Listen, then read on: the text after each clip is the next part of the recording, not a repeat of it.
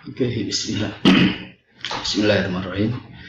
Assalamualaikum warahmatullahi wabarakatuh. Kita ketemu lagi nih ya dalam mata kuliah aljabar linear dan matriks. Namun kali ini kita melakukan pengayaan di mana kita akan coba menentukan solusi sebuah SPL menggunakan eliminasi Gauss-Seidel.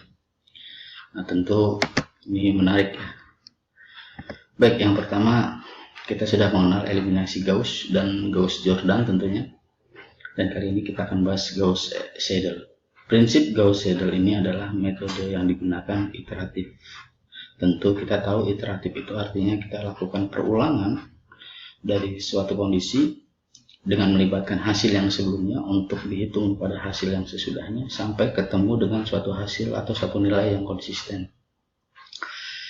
Sekira ini perlu digarisbawahi kawan-kawan. Jadi adanya iterasi. Oke, itu yang mungkin perlu dipahami sebagai poin penting. Lalu yang berikutnya yang tak kalah penting dan mungkin paling penting dengan menggunakan eliminasi Gauss-Seidel ini adalah bahwa perhatikan diagonal dominan dari matriks perluasan SPL tersebut.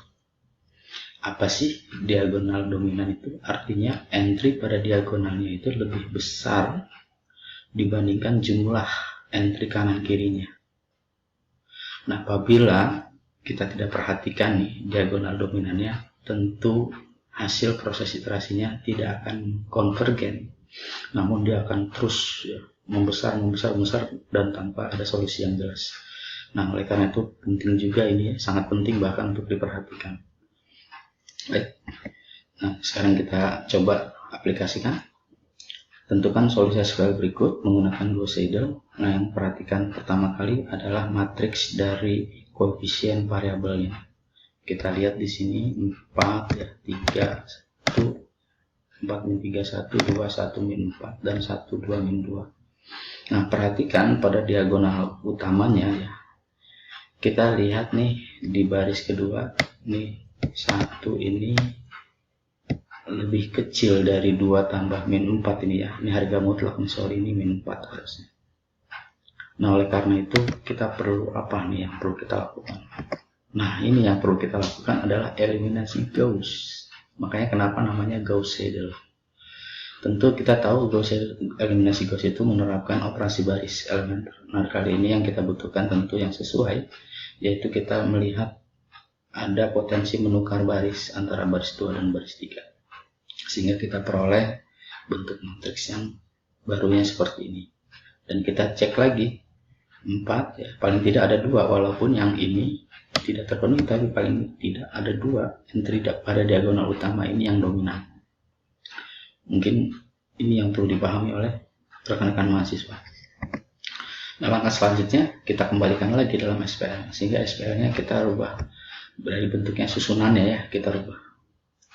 Kadangkala kalau yang sudah memahami kita tidak perlu lakukan perluasan matriks, namun kita bisa langsung mengecek dan menyusun kembali SPL sesuai dengan diagonal dominannya.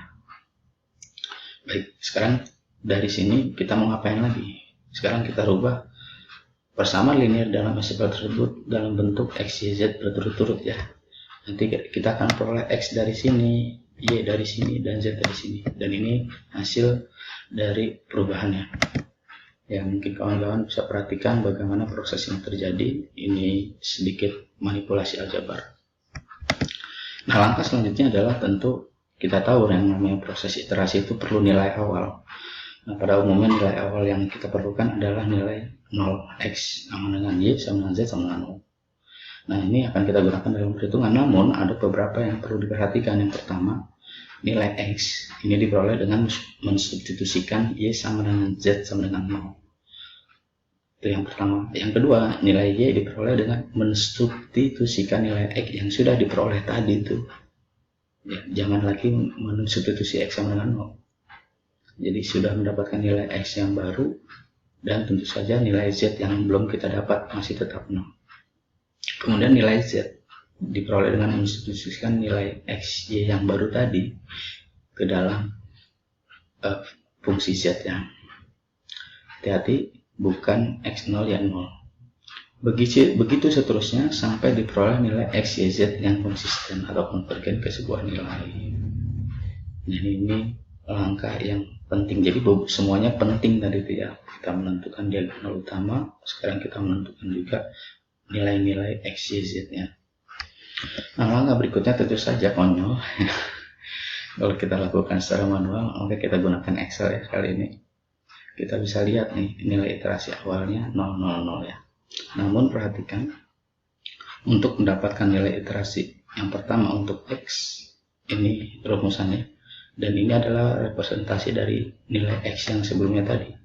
X sama dengan 1/4 ya, dikali dengan 3 kali Y ya, ditambah dikurang Z ditambah 11 ya, mungkin sambil dicek lagi.